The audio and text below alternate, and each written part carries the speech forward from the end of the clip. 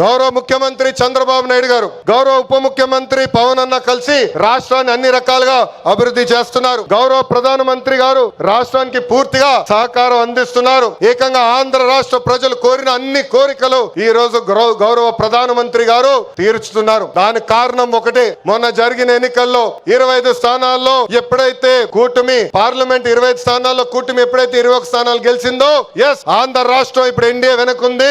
ఆంధ్ర రాష్ట్రం ఎన్డీఏ కట్టుబడి ఉంది. అందుకే ఆంధ్ర రాష్ట్రానికి అన్ని చేస్తానని అడుగు వేశారు మన గౌరవ ప్రధానమంత్రి నరేంద్ర మోడీ గారు. ఇప్పుడు మనం చేయాల్సింది ఒకటి ఉంది, ప్రజలకు దగ్గర అవ్వాలి. అహంకారం ఈగో పక్కన పెట్టుకోవాలి. అహంకారం ఉంటే ఏమవుతుందో మనందరం చూసాం. 151 సీట్లు ఏమైంది? 151 సీట్లు ఏమైంది? 11 అయ్యాయి. అందుకే నేలపై ఉండాలి, ప్రజలకు సేవ చేయాలి. అధికారంలో ఉన్న ప్రతిపక్షంలో ఉన్నట్టు మనం అందరం వ్యవహరించాలి.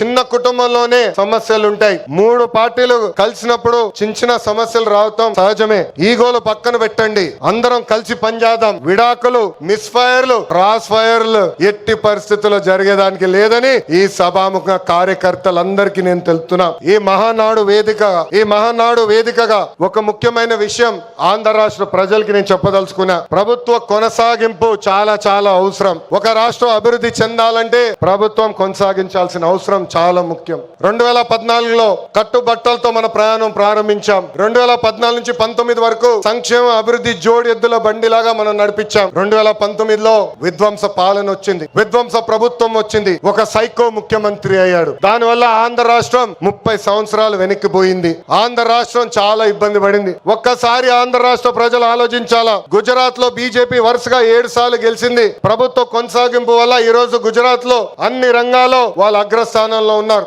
అంతెందుకు, మొన్నటి వరకు మన వెనకాల ఉన్న ఒరిస్సా రాష్ట్రంలో కూడా బిజు జనతా దళ్ వరుసగా 5 సార్లు గెలిచింది. ప్రభుత్వ కొనసాగింపు వల్ల వాళ్ళు కూడా కొన్ని రంగాల్లో ఆంధ్ర రాష్ట్రాన్ని దాటి ముందరికెళ్లే పరిస్థితి. ఉమ్మడి రాష్ట్రంలో తెలుగుదేశం పార్టీ ఒకసారి వరుసగా గెలిచింది. మనందరం చూసాం ఆనాడు ఆంధ్ర రాష్ట్రం ఎలా అభివృద్ధి చెందిందో. అందుకే ప్రభుత్వ కొనసాగింపు చాలా చాలా ముఖ్యం. దీని గురించి రాష్ట్ర ప్రజలు అందరికీ తెలియజేయాల్సిన బాధ్యత ప్రతి పసుపు సైనికుడి పైన ఉందని ఈ సభాముఖంగా కోరుకుంటున్నా. ప్రభుత్వ కొనసాగింపు ఉంటేనే పెట్టుబడులు వస్తాయి. పెట్టుబడులు వస్తేనే నిరుద్యోగ యువకులకి పెద్ద ఎత్తున ఉద్యోగాలు కల్పించే అవకాశం మనందరికి